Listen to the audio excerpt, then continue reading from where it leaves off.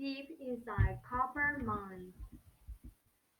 The Queen Mine tour parking lots are virtually empty at 1:30 p.m.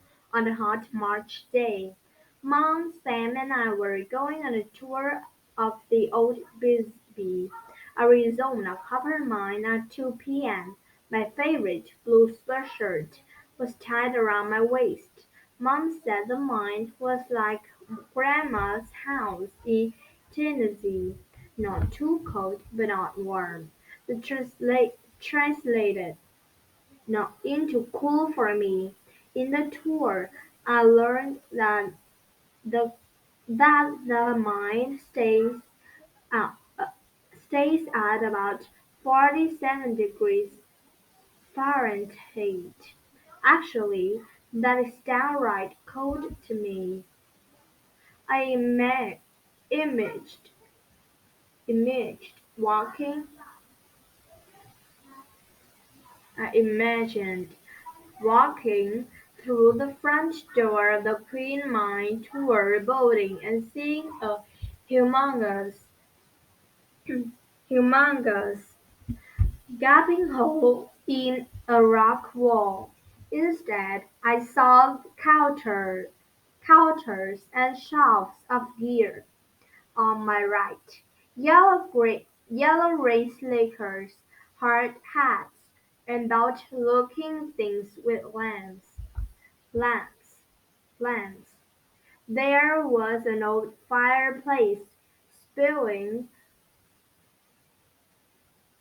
heat even though it was hot as dickens outside. The room even smelled like Grandma's house. Mom was more right than she thought.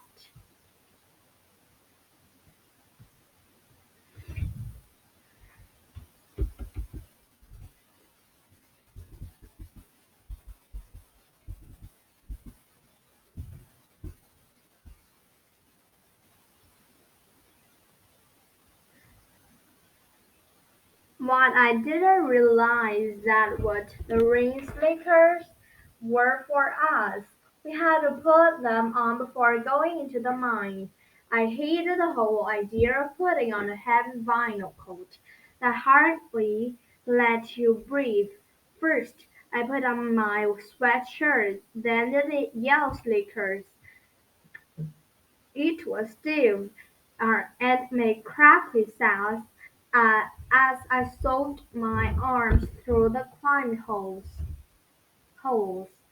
I immediately felt a weight around my waist as the tour guide placed the battery pack around me. He showed me how to clip a lamp to my ring slicker. Then I heard it snap closed.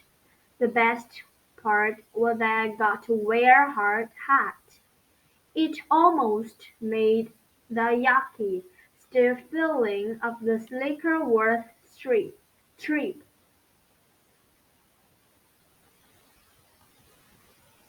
We walked through the building and out the back door to the outside.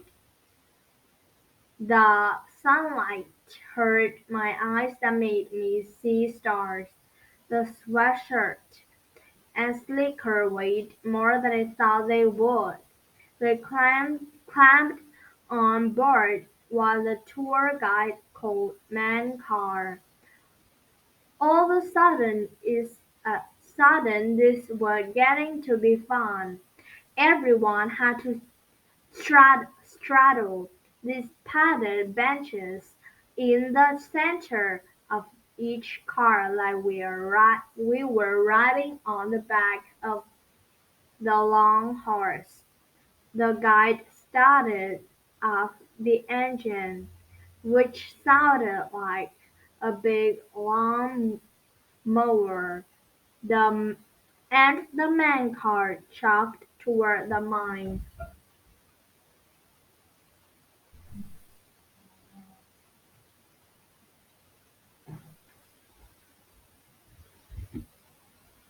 We got about 100 feet into the mine when the tour guide stopped.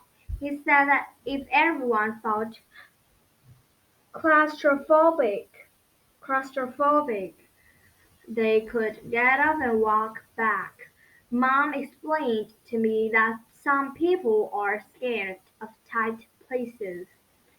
I have to admit, the tunnel was pretty narrow and stuffy. No one turned back though. The clang of metal wheels on metal trucks made a racket in the tunnel. The main car vibrated as the angel going down the steeper. The lamps we clipped clipped to our slickers soon became only the lights in the mine. The main car stopped on the third floor down. We got off and walked through the side tunnel. This tunnel was wide enough to fit about 3 people across. The air of the mine smelled and tasted funny. It was like I was breathing bits of the copper. It made my teeth hurt. The air was damp too. The small patches of mud dotted the dirt floor.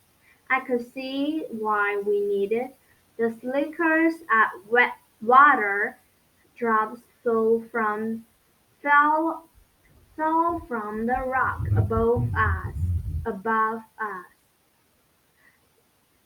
The guide told us stories about his work in the mine. He showed us a cage, which is elevator with wire mesh instead of walls. He said it took miners all the way down to the bottom of the mine. They could cram the elevator full of miners and then go out. Miners really couldn't be claustrophobic and keep their jobs. The guide showed us some holes in the wall. Miners filled the holes with sticks of dynamite and wired them to blow the rock. The miner was blast the rock at the end of their shift. After a blast,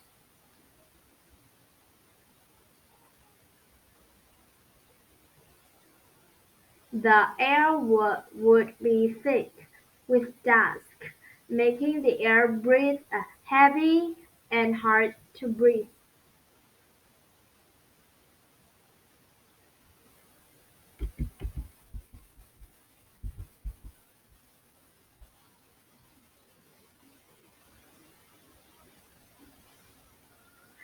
At one point in our tour, the guide had us all turn off our lamps.